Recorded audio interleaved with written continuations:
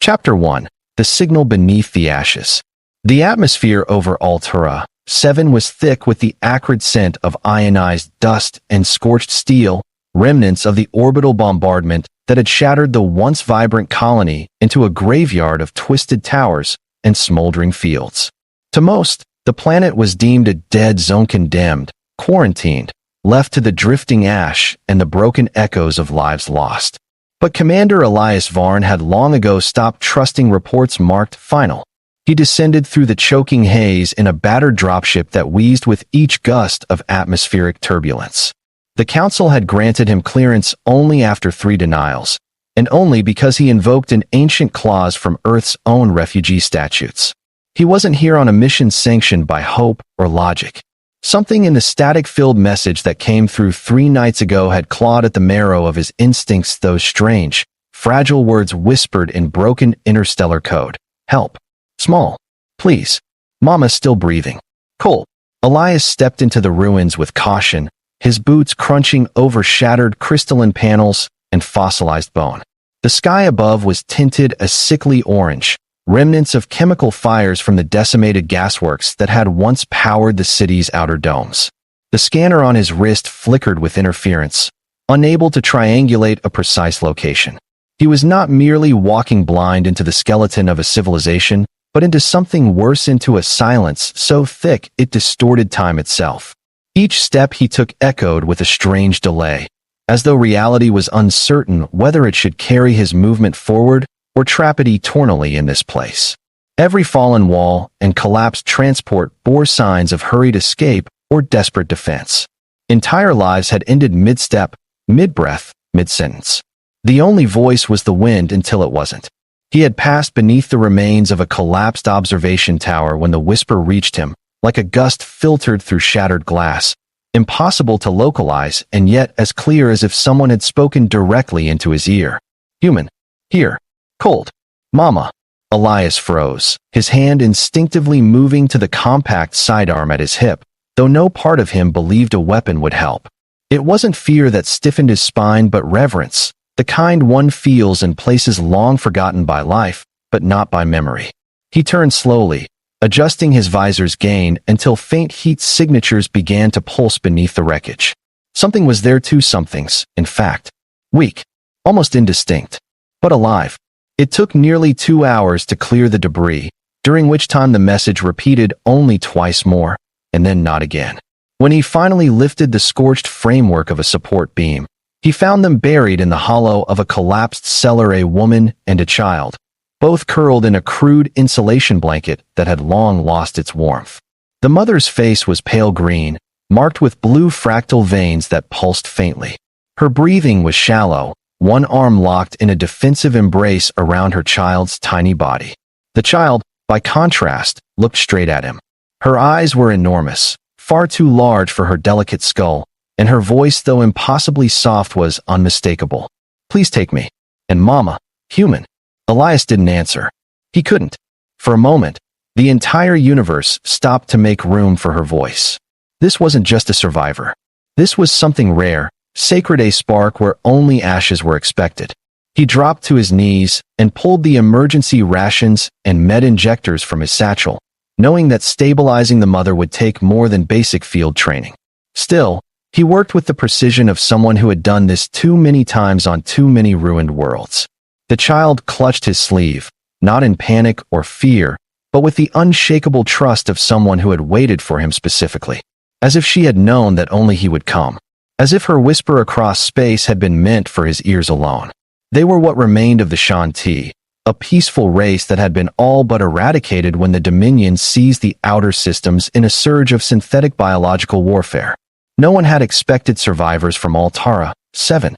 The orbital bombardment had been surgical and cruel, designed to vaporize not just military resistance, but cultural memory. To leave behind no names, no graves, only confusion and a clean slate for annexation. But now Elias cradled one of those forgotten names in his arms. He looked down at the child as she rested her head against his chest, her tiny fingers still latched around his armor strap. She couldn't have been more than 5 cycles old, yet her expression carried something older than the ruins themselves, something wise, defiant, and devastatingly hopeful. The mother stirred weakly, her hand twitching at the sudden contact, and Elias murmured to her gently, "You're safe. I'm taking you both." He didn't know where he would take them yet. His dropship wasn't equipped for critical care, and returning to Central Command would open a bureaucratic nightmare. The Shanti had been declared extinct. Resurrecting even one of them would send shockwaves through interstellar politics and military history. But he didn't care. The voice of a child had summoned him across the void, and no law, no edict, no political calculus would override that. As the sun dipped lower over the horizon, casting jagged shadows through the scorched skyline, Elias carried the mother and child to his ship. His path back was slow, deliberate, as if he feared even one misstep might wake the ghosts too soon or tear the fragile thread of fate that had brought him here. Behind him, the ruins of Altura, 7 stood solemn and unyielding, but not entirely silent anymore. He wasn't just bringing them away from the ruins, he was carrying forward their last breath of memory, of defiance, of life. And in his heart, Elias already knew this moment would change everything. The ramp of the dropship groaned underfoot as Elias stepped aboard, his arms still wrapped around the frail bodies of the Shanti mother and her daughter. Inside, the emergency cradle hissed to life, scanning the mother's vitals and engaging its rudimentary life support systems. Elias had seen too many beings die despite such measures to place his faith in them, but he did what he could, stabilizing her oxygen levels, initiating core warmth restoration, monitoring for fluid retention. The little girl sat beside the pod, her tiny hands folded patiently in her lap, eyes watching him not with fear, but with something harder to name. Not curiosity, not innocence, but a kind of ancient waiting, as if she had endured far longer than her small body should allow, and the sight of a human wasn't strange to her but overdue. He looked back once more before sealing the hatch, surveying the horizon of the dead city and feeling the weight of every soul that still lingered. But none called to him now. No voices whispered from the shadows, no signals screamed from the void. Only the silence remained, and the whisper of wind shifting rubble into new arrangements. He tapped the panel, and the dropship lifted into the thick sky, tearing through storm layers choked with particles that scraped along the hull like brittle fingernails. Above them, the stars winked into view like eyes opening after centuries of sleep. Somewhere, above all this ruin, there were still stations, ships, and people who believed this planet was empty. The girl hadn't spoken since he first heard her voice, but now that they were aloft, she reached for him again. "Will you stay?" she asked, her voice so soft the onboard AI needed to amplify it just to register the question. Elias met her gaze, pausing the ship's autopilot route. "I'm not going anywhere," he said, simply. "Not while you two need me." She blinked, not tearfully, but slowly, as if processing this as a concept she hadn't allowed herself to hope for. They reached orbit within minutes, and Elias keyed in the emergency protocol to contact an old friend, a rogue biomedic operating outside the core systems, someone who could help without raising alerts or sending red flags through central data channels. Dr. Mira Kalin had once been a researcher in xenogenetics and trauma physiology, exiled after she tried to save a species the Dominion had marked for extermination. She'd know what to do. As they waited for a reply, Elias returned to the mother's side. Her vitals had improved slightly, but she was still unconscious, caught in that in-between realm where the soul lingers uncertainly near the body. He reached out and gently brushed aside a lock of silvery hair from her forehead. Her skin was cool, nearly translucent, but the faint blue glow of her veins had grown steadier. The girl climbed onto the seat beside him, her feet barely reaching the edge. "Mama sang when the fires came," she said, almost dreamily. "She sang so I wouldn't hear the others fall. I think the city liked her song, because the roof didn't fall right away." Elias looked at her, stunned by the weight of those words, not in how they were said, but how easily they carried horror without rage.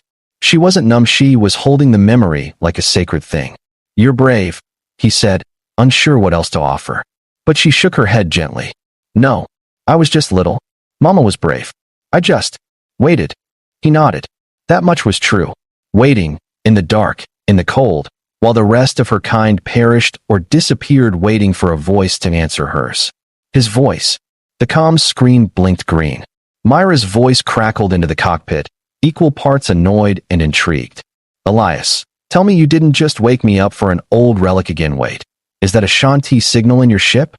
Elias didn't reply immediately, turning the camera to show the medpod and the girl seated calmly at its side. Myra's gasp said everything. Elias, that species is extinct. Do you know what you've just done? He leaned closer, voice low but resolute. I didn't do anything. She called. I just answered. Myra's tone shifted. Get here. Now. And don't talk to anyone on the way. She severed the link with a hiss, and Elias felt the urgency settle over him like a second skin. Whatever future the girl and her mother had now, it would not be quiet. Their survival would upend the Dominion's narrative. Their blood, their memory, their very biology would threaten centuries of deliberate erasure. As he adjusted course, Elias felt something strange. A warmth on his hand. The child had placed her tiny palm atop his, and despite the coldness of her skin, the touch radiated comfort, not desperation. Not demand, just connection. The way a small hand might cling to the belief that a better tomorrow could begin now, with just one person choosing not to walk away. Behind them, the orbit of Altura 7 spun slowly beneath the growing shadow of the ship. The planet had once been a beacon, then a tomb. But maybe, just maybe, it would become something else again because a whisper had slipped past the void and found the one soul still listening. And now that Elias had heard it, he would never let it be silenced again. The stars shimmered like broken glass as Elias charted a blind course through a corridor of forbidden space. Altara 7 faded behind them, its silhouette etched in the glowing memory of the navigation console, but its presence loomed in the hearts of those who'd escaped its death sentence. The little girl sat quietly now, eyes unfocused yet strangely aware, as though she could hear whispers in the hum of the engines or in the subtle creaks of the ship's old frame. Elias knew that kind of silence trauma etched into a child's soul, grief compressed into watchful stillness. He had seen it in war orphans, in refugee camps, in the mirror. But hers was different. Not empty, not numb, full of watching, of waiting, as if something ancient sat with her, listening through her ears, judging him through her tiny eyes. He began speaking not to break the silence, but to offer a thread of normalcy to anchor them both. This ship's called the Marlin's Grace. Ugly thing, but loyal. Picked it up on the drift markets after my last commission. It's not much to look at, but she's never let me down. The child didn't answer, but her gaze shifted to the ceiling, as if she were trying to visualize the ship as something alive. Perhaps, to her it was. Her kind were said to be sensitive to frequencies more than just sound, but emotion, memory, even resonance. Some believed the Shanti could hear sorrow, could sing it out of machines and creatures alike. Others believed that's why they were destroyed. As the ship cruised through null space, Elias reviewed the medpod diagnostics. The mother identified by her biosignature as Lenry remained unconscious but stable. Oxygen uptake was improving, though neural activity still flickered sporadically. The ship's outdated medical suite struggled to interpret the alien physiology, but it confirmed one thing: her injuries were old. Internal hemorrhaging had clotted long ago. The real damage was neural a collapse of mental systems Elias recognized from battlefield trauma in humans. Survival mode. A conscious mind locking itself away to preserve its core. The body endured because the mind had chosen not to leave her daughter behind. That sacrifice, in its own way, was a kind of warrior's act. He turned to the girl again. "What's your name, little one?" he asked softly, crouching beside her. She hesitated, then glanced at her mother, then back at him. "Leora," she said at last.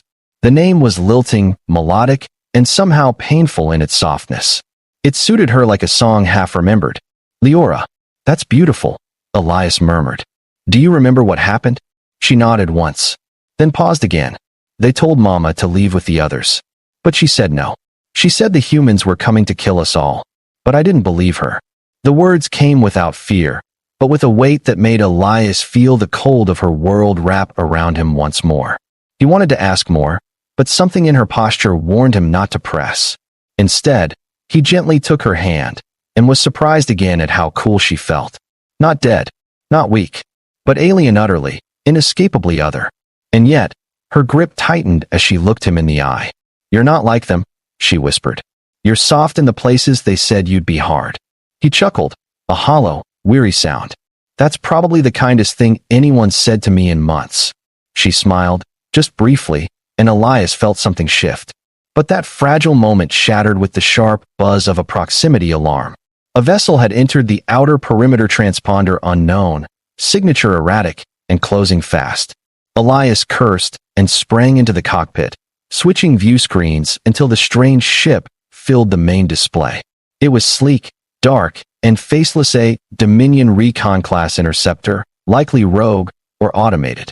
Far too advanced for a standard patrol unit, which meant one thing: they'd monitored the transmission. Somehow, somewhere, someone had heard that tiny voice too, and they were coming to silence it. Hold on, Elias growled, activating the Grace's manual shielding and rerouting auxiliary power to the engines. I promised I wouldn't let anything happen to you, and I don't break promises. The girl didn't cry, didn't flinch. She just moved to the co-pilot's seat and buckled in, her tiny hands grasping the frame as though she had done this before. Perhaps she had. Elias didn't ask. There wasn't time. The Dominion ship fired a tracer pulse, attempting to disable their drives, but Elias had flown through asteroid clusters blindfolded.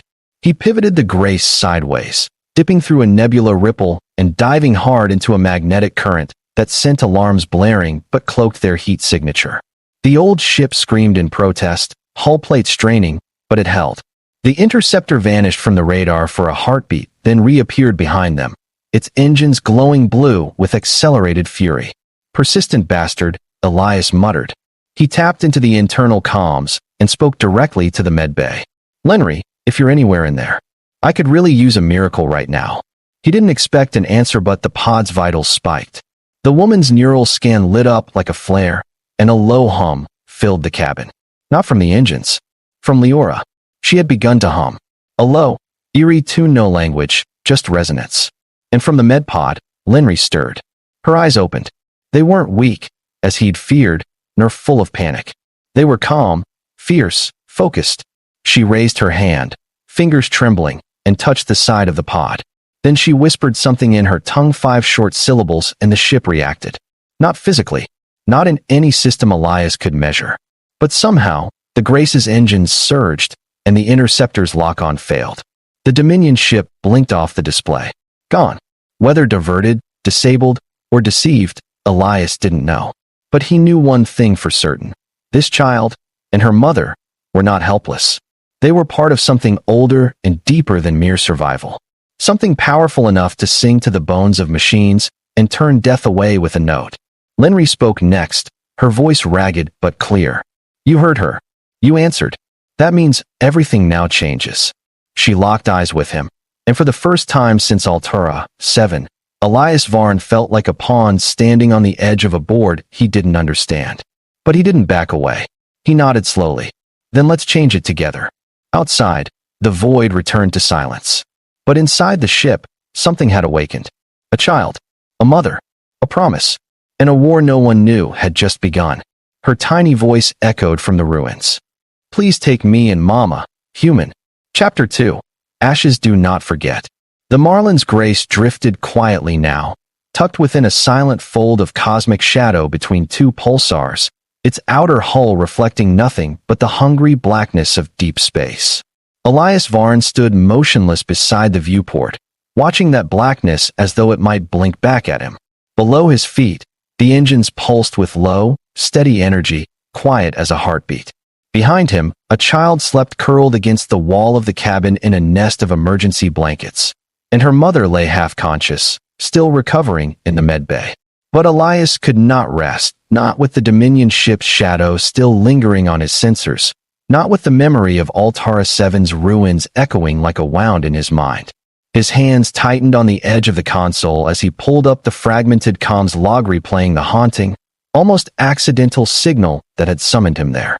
The girl's whisper, still ghostly in its warble, reached into his chest every time. Please. Someone. Mama. Don't let us stay. It hadn't been routed through any known frequency.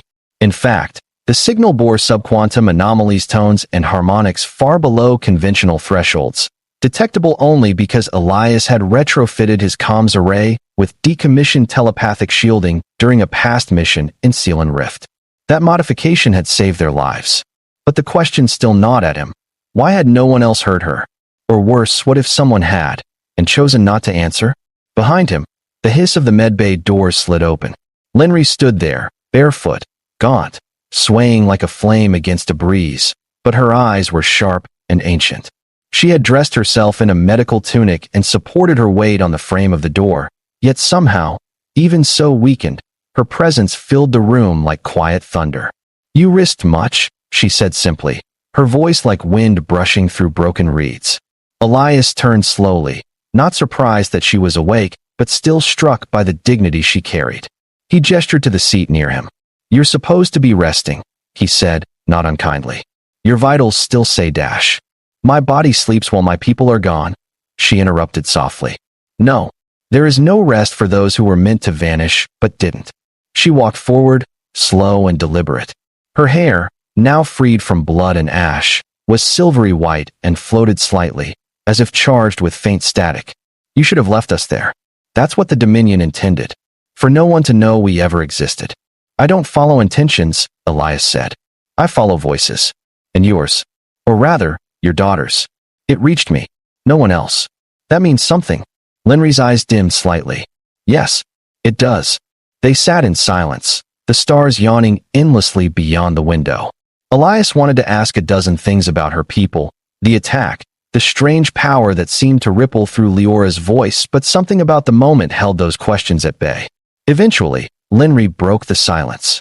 "The Shanti were not just healers," she began slowly. "We were memory keepers. We sang the stories of dying worlds, absorbed the emotions of the lost, and turned them into songs so that grief could become something bearable."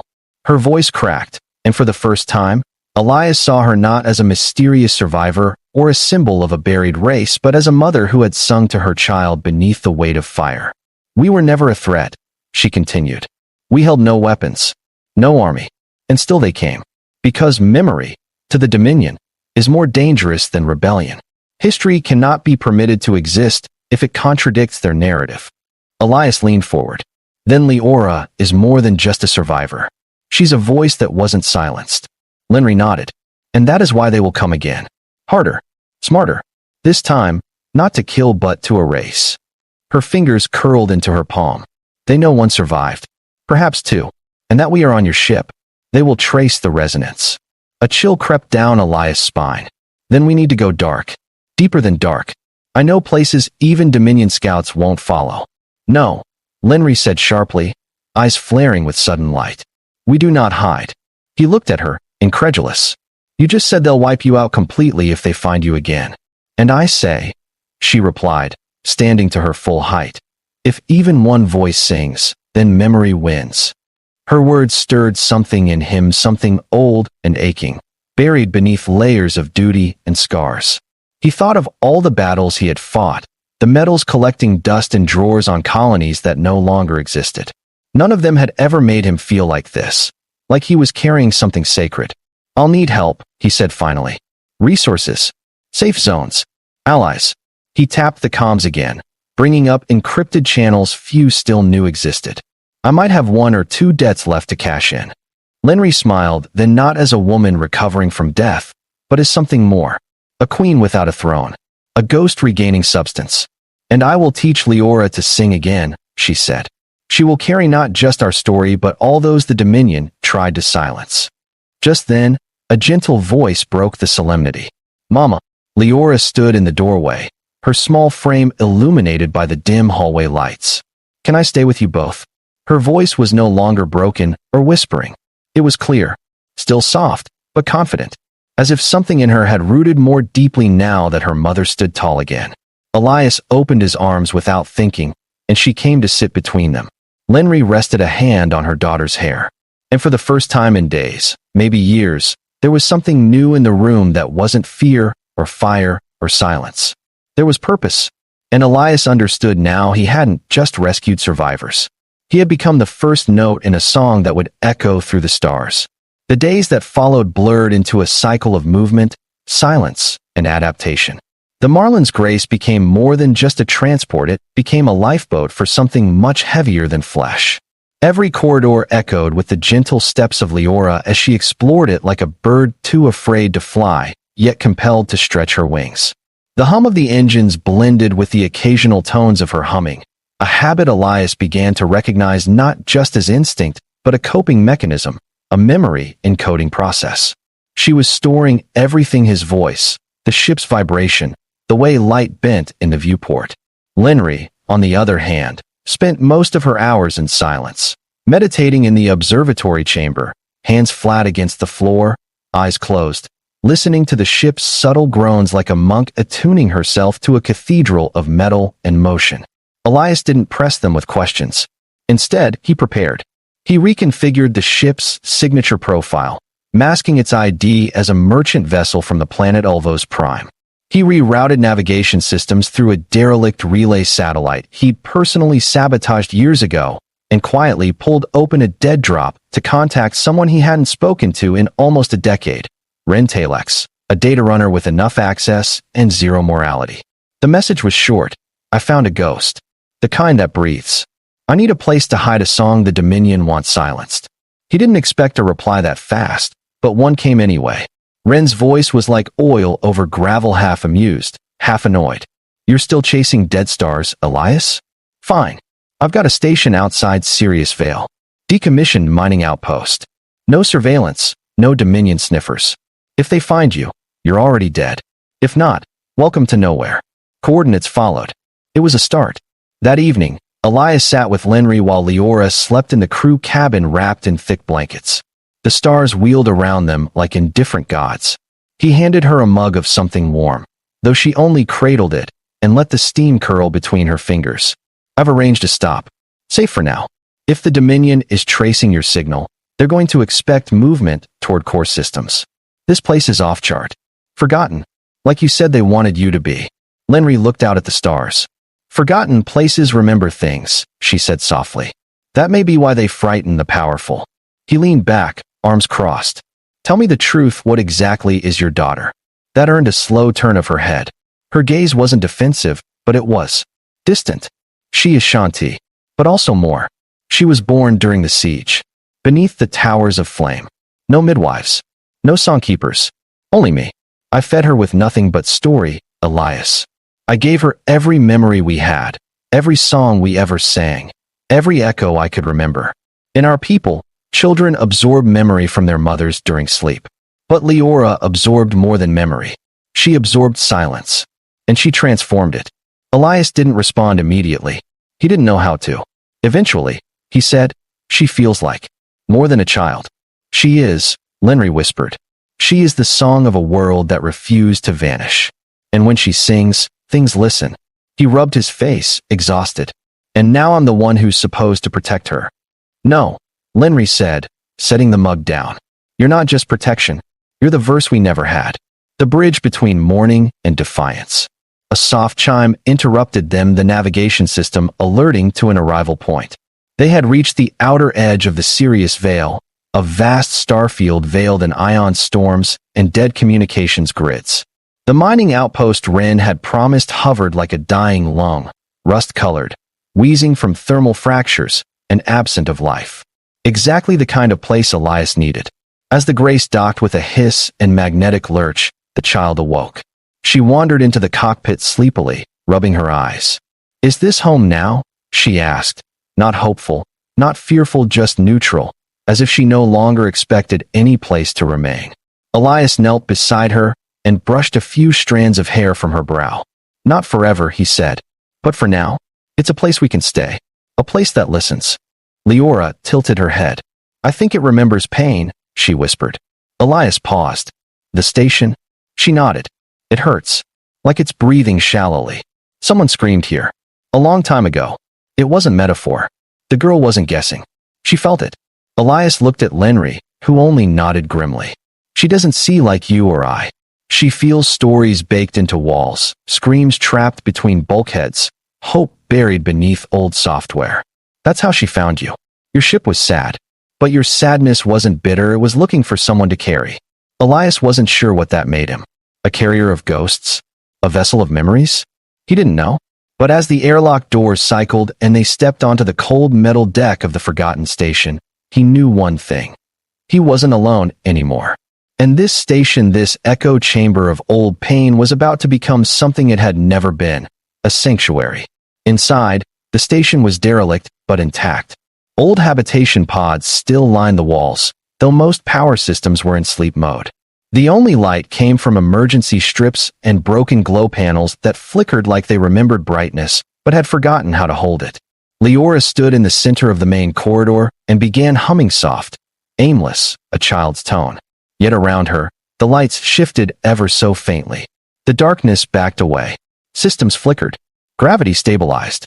The station listened, and it remembered. Chapter 3, The Station That Learned to Sing.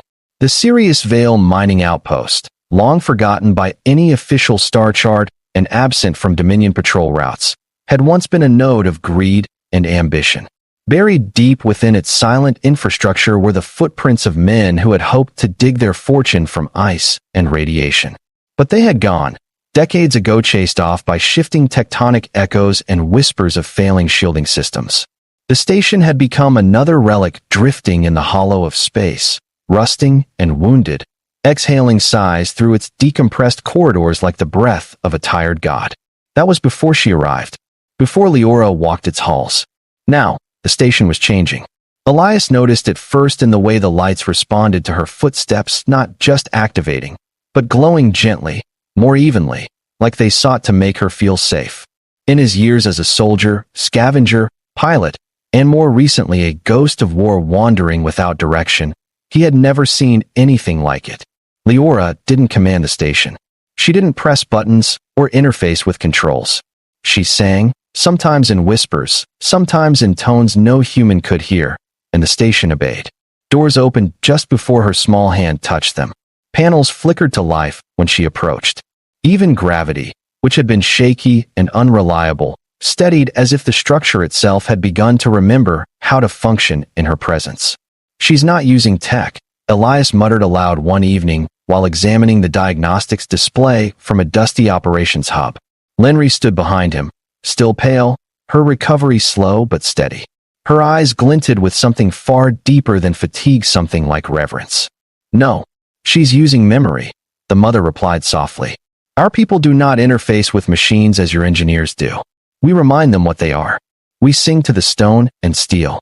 And when we sing truly, they remember what they were made for. This station, it was built to shelter, to serve. It simply forgot." Elias leaned forward, watching as the energy distribution system, previously degraded by years of neglect, suddenly stabilized along the main reactor grid. His eyebrows lifted. "You're telling me your daughter reawakened the architecture of this place by humming?" Lenry didn't blink. "We don't call it humming. We call it voicing. It's not about sound. It's about resonance, emotional frequency aligned with memory. Leora does it instinctively. She was born in flame, after all. The things she sings to have already known death. That's why they listen." That same night, Elias wandered alone into the old observation chamber on the upper deck, a circular room with shattered glass panes and a long dormant star map projector in the center. He powered it up, half expecting it to fail again. But it didn't. The projector hummed to life, then flickered, then stabilized. A gentle star map bloomed into the air, holographic clusters of light rotating slowly, their orbital paths dancing around systems that hadn't been logged in over 50 years. At the far end of the room stood Leora.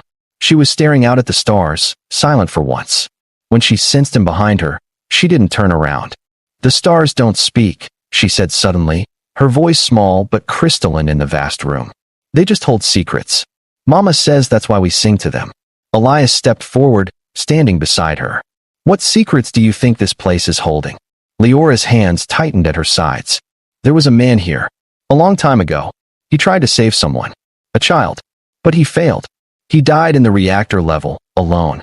She tilted her head. "His memory is stuck. I feel it. He's still asking someone to forgive him." Elias froze. There were no logs in the station's system about any casualties, just crew transfer manifests and a final abandonment code. "You can feel that?" he asked carefully. "I hear it," she whispered, "like a song that never finished." Then she turned to him and asked the question that would alter the course of his soul. Will you help me sing it? He didn't fully understand, but he nodded. And in the hours that followed, Elias descended with her into the deepest levels of the station, down cracked maintenance shafts and beneath sealed doors that opened when Leora touched them. They reached the forgotten heart of the outpost, the core reactor room, now cold and fractured, covered in layers of rust and frozen condensation. The air smelled of scorched rubber and old death. There, in the dark, Leora began to hum. The sound was low, mournful, and haunting, like the sound of wind through an empty cathedral. But as it filled the room, Elias began to see. Not with his eyes, but with something older.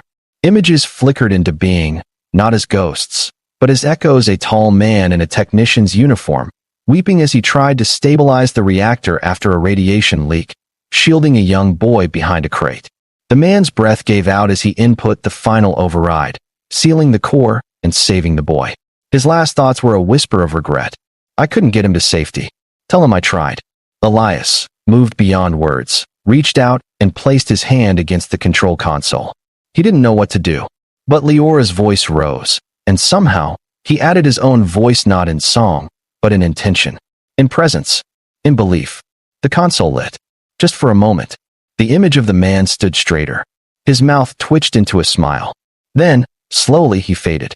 Leora sighed deeply, her shoulders relaxing as if she had been holding that sorrow in her lungs. He heard you, she said quietly.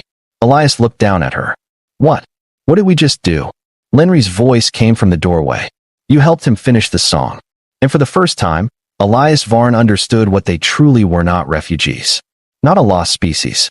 The Shanti were memory bearers. And their child Leora was not just their future. She was a lighthouse in the sea of forgotten souls, a soft voice strong enough to echo through metal, through war, through space itself.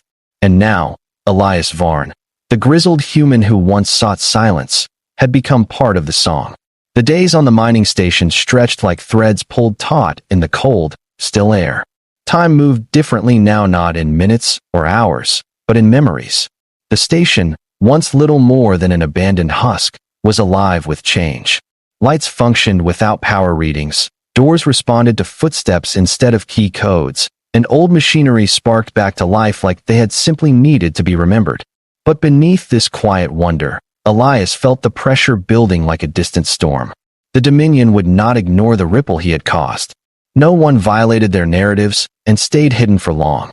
He found Leora in the ancient hydroponics bay, surrounded by skeletal garden structures, faded planters, and nutrient lines long emptied of life. But she was seated cross-legged in the center, her palm laid flat against a cracked terracrystal basin. She wasn't humming this time, she was listening. Elias approached quietly, not wanting to break the strange calm that surrounded her, but she turned to him with those oversized eyes, gentle and alert. It wants to grow again, she said simply. He crouched beside her and followed her gaze. A faint glimmer was spreading across the basin's surface, moisture, drawn from deep within the system. Sensors weren't showing activity, and no energy had been routed to the section. The place was still offline. Yet something was shifting. Green moss, impossibly fragile, had begun to sprout where her hand rested.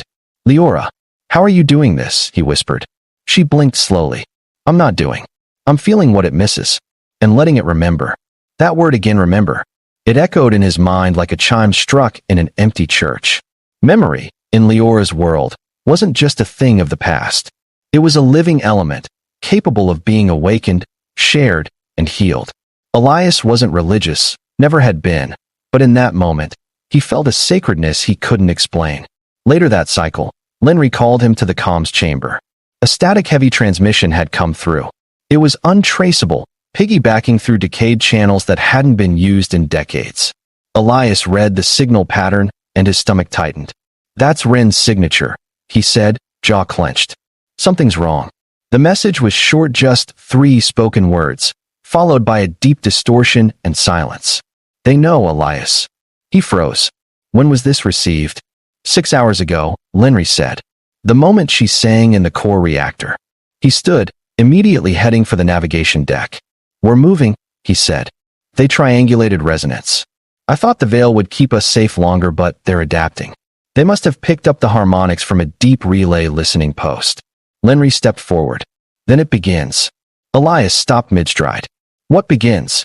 The test, she said, voice firm but not afraid, of whether humanity is willing to protect something sacred that does not belong to it. He stared at her for a long moment. You think I'm going to hand her over? I think, Lenry said softly. You have no idea what you're willing to do yet. Not until you are forced. As the ship powered up, Elias made a choice. He wouldn't run. Not this time. Not with Leora curled in the engineering bay, softly singing to a dormant atmospheric regulator until it sighed back to life. Not with Lenry standing like a beacon of grief-forged strength. He opened the encrypted channel again, this time to an even older contact. Captain Mirtha Solon of the Iron Tide. A rogue warship commander. A ghost. A woman who owed Elias a favor so large it had never been named. He transmitted the signal burst without a message. If she was alive, she'd know what it meant. A call not for help, but for witnessing. The kind of thing warriors answer when history is about to breathe again. That night, the stars over the station began to change. A faint, unnatural glint in the distance. Something too smooth. Too controlled. A stealth cruiser. They've come, Elias said, calmly, as he looked out the cracked viewport. Not Dominion Navy. Private hunters. Silence bringers. Lenry moved to Leora's side and gently placed her hands on the girl's shoulders. Stay with me. Sing only if you must. Elias loaded his sidearm. It felt pitiful in comparison to what was coming, but it wasn't the weapon that mattered, it was the will. He looked down the corridor, back into the ancient station that had been transformed by a child's voice. This place has been dead a long time, he muttered. It'll die loud if it has to. And in the shadows of that drifting metal tomb, the hunter ship crept closer, unaware that inside waited not just one grieving human, nor a ghost of a species, but a girl whose voice could make the dead remember, and make the silence bleed. Chapter 4. The Silence That Broke the Stars. The hunter ship breached the veil with the elegance of a dagger sliding through soft flesh, quiet, clinical, and without hesitation. Painted in void black plating and shaped like a stretched thong, it bore no insignia, no identity. This wasn't an official Dominion vessel. This was something worse, a cleaner. These ships operated beyond the law, outside doctrine, their pilots trained to erase anomalies with brutal precision. They didn't report, they removed.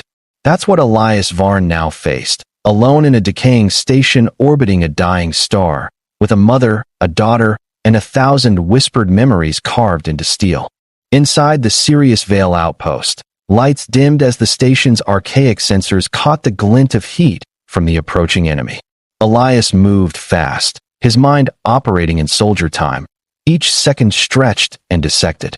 He routed manual power to the docking clamps, rerouted the emergency bulkheads to seal behind the engineering quarters, and opened every relay channel that still functioned, transmitting bursts of nonsense data to clutter the intruder scanners. If they were here to erase, he'd make them work for every breath. Lenry and Leora stood together in the heart of the station's core. The child did not cry. She did not hide. Instead, she simply stood with her small hands over her chest, her fingers trembling as though holding in something immense. They are made of silence, she whispered, but it's the kind that burns. Elias ran to them, sidearm holstered but useless, and placed himself between them and the blast doors. They'll dock at the western spine, he said quickly. I've rerouted the gravity dampeners on that section. They'll get disoriented, but not for long. Lenry's eyes locked with his. What will you do? What I have to, he replied. What I should have done the moment I picked up your signal. She took his hand, not to stop him, not to beg, but to give him something. A pulse of warmth. A shimmer of memory. In a flash behind his eyes, Elias saw something that wasn't his own, a memory of a Shanti elder kneeling in the ruins of a temple, singing as a Dominion warship leveled the horizon. Her song didn't stop even as the fire swallowed her. He gasped, his breath ragged. Lenry let go. Now you carry a piece of us, she said. So even if they erase us, we won't be gone. The docking clamps screamed. The hunter ship had latched on. Metal vibrated through the floor. Movement. Entry. Elias raised his weapon and took position near the main corridor. He didn't bother calling for surrender. These weren't soldiers. They didn't speak before they killed. And when they emerged, smooth helmets, no visors, no names, just black armor and lethal grace. Elias opened fire. The first two dropped. But the third sent a concussive pulse from his arm unit that shattered the bulkhead beside Elias, throwing him into a wall. Blood smeared across his brow. He rose. Fired again. Missed. The agents moved forward, fast and merciless. And then Leora stepped out. No scream. No cry. She simply sang. It wasn't a melody. It was a resonance. A low, oscillating tone that began in her chest and rippled through the station like a tidal wave through air. The sound touched the walls, the lights, the cables, and then the hunters' weapons jammed. Their suits flickered. The floor panels beneath them convulsed as if rejecting their weight. Elias watched, slack-jawed, as one of the agents turned his weapon toward Leora. Lenry stepped in front of her daughter and began to sing too. And that was when the station itself roared. The very structure shuddered with memory. Screens flickered to life, displaying faces of long-dead engineers. Recorded laughter in shattered dormitories echoed like ghosts coming home. Panels burst from overcharged circuits. The bulkheads twisted, not destroyed, but reshaped. Reborn. The station, awakened by a child's voice and a mother's defiance, remembered what it had once been, a sanctuary. And it fought. Pipes ejected like lances, slamming into the attackers. Doors closed with the force of hammers. Gravity shifted mid-step, sending the invaders hurtling into walls. Their armor cracked. Their unity shattered. Elias stumbled into the chaos and fired once more, this time not to defend, but to finish what Leora had started. The last hunter fell. Silence followed. But it wasn't empty now. It was full. Full of memory. Full of music. Lenry collapsed to her knees, exhausted. Leora knelt beside her, wrapping her arms around her mother's waist. They're gone, the girl said quietly. They won't come again. Elias didn't ask how she knew. He just looked around and saw what this place had become. A monument. Not of war. Not of loss. But of refusal. Refusal to forget. Refusal to vanish. Refusal to let silence have the last word. That night, a signal pulsed out from the station. Not a distress call. Not a warning. A song. A pure, clear song in ancient harmonics. A message to anyone still listening. We survived. We remember. We are not alone. And somewhere far beyond the Sirius Veil, in hidden corners of the galaxy, old voices stirred. The Shanti were not extinct. A child had remembered. A human had protected. A machine had learned to sing again. And the stars, once silent, now listened. The aftermath unfolded like an exhale the galaxy had been holding for too long. The hunter ship, crippled and abandoned by its last dying crewman, floated off in a slow spiral toward the void, its systems corrupted by the resonance pulse Leora had triggered. The Sirius Veil outpost was cracked, wounded, but far from dead. Its lights hummed in quiet cadence with the song that had birthed its rebirth. Memory, long buried beneath corrosion and silence, had returned like blood to a limb, and the station, ancient, forgotten, abandoned, now pulsed like a living being. Elias patched the wounds in the walls and in his body. The scar on his temple, courtesy of a blast from one of the intruders, had crusted over, but the ache inside him ran deeper. He wasn't mourning the pain, he was marveling at how something so small, so impossibly fragile, had withstood the galaxy's cruelty. Leora, now curled asleep beside the broken projection dais, her breathing steady, had held off death with a song. Not a weapon. Not violence. A song. Lenry stood in the central chamber, wrapped in a cloak of salvaged thermal fabric, watching the stars rotate beyond the observation dome. She had not spoken in hours. She had only listened to the creaks of the station as it shifted, to the hum of dormant cores realigning, and to the fading tension in the air as if the walls themselves were sighing in relief. Elias joined her, standing silently by her side. When I was a young acolyte, Lenry said at last, I asked the elder chorus why the galaxy fears voices like ours. She told me, because those who rule fear that truth might find rhythm, that memory might gain melody, that a people might begin to sing together. She turned to Elias. They tried to break us because we refused to forget. And now, we have made the silence remember us. Elias nodded, then leaned against the railing and stared out at the empty expanse. We bought time, he said. But time runs out. Yes, Lenry agreed. But now, others will hear us. Your beacon, her song, it's moving. Rippling. Even the Dominion can't stop sound once it's set loose in the bones of old things. As if to answer her, The station's receiver crackled. A voice. Faint. Broken by interference. Elias Varn. Iron Tide responding. Signal received. Heading to your coordinates. Hold the song. We're bringing a choir. Elias blinked. Captain Mirtha Solon, one of the last true captains of a lost fleet. She'd heard the pulse. She was answering. He looked at Lenry. She smiled, faintly.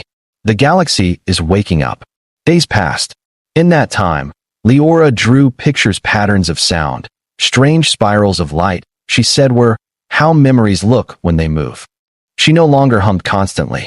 She no longer whispered. She spoke. She asked questions. She giggled, even once, when a broken cleaning drone sprayed water on Elias's boots by accident. Her laugh, light, real, carried through the corridors like a flag planted atop rubble. The station's AI core, which had been offline for over 50 years, flickered back to consciousness. It didn't speak in words at first. It sang tones. Intervals. It responded to Leora's presence like a forgotten beast recognizing the child who had once petted it in dreams. Elias, ever the cynic, found himself believing again, not in fate, not in miracles, but in purpose, in connection. And then, one evening, the Iron Tide arrived. Not one ship, but 7. Scarred frigates. Decommissioned dreadnoughts. Smuggler ships modified into peace convoys. They didn't come for battle. They came because the song had called them. A warning, yes, but also a revelation. The Dominion's shadow had stretched too far, and at the edges of every world they tried to silence, a voice now waited. A child's voice. A survivor's whisper. A soldier's promise. Elias met Mirtha in the docking bay.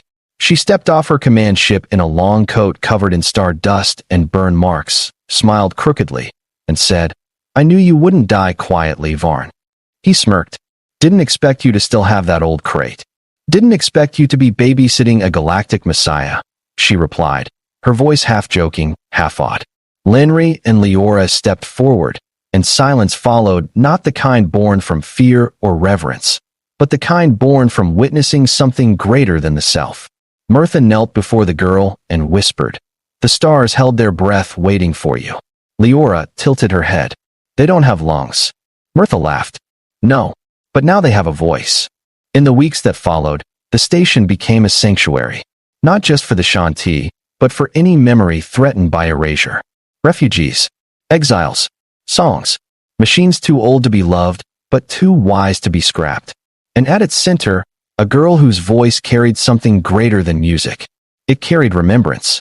Elias remained not because he was needed, but because he had nowhere else he'd rather be. He taught Leora to pilot. She taught him how to listen. And one day, sitting beside her in the garden she'd coaxed from steel and dust, he asked, Why me?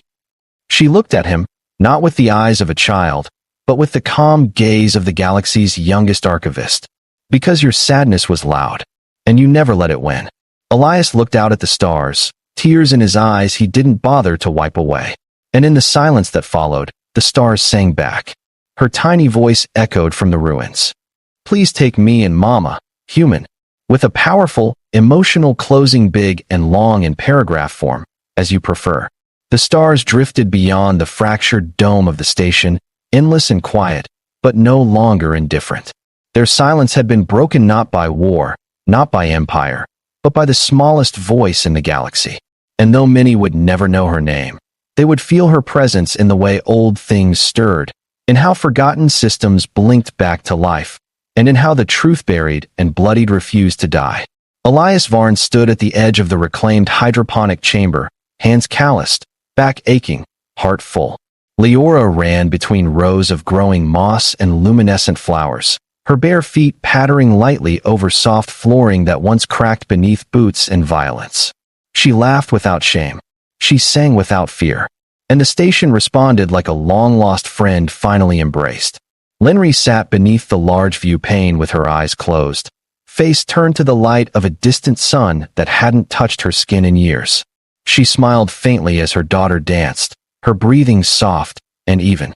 The scars of what had been done to their people would never fade completely, but here, at the edge of forgotten space, they had built something no Dominion directive could overwrite. A beginning. And Elias, the soldier, the scavenger, the ghost of too many broken missions, watched and knew this was what redemption looked like. Not medals. Not war stories. But a girl once buried beneath the ruins, now running free. A song once silenced, now echoing across the stars. He closed his eyes, breathed in the faint perfume of alien flora, and smiled. For the first time in years, he was home.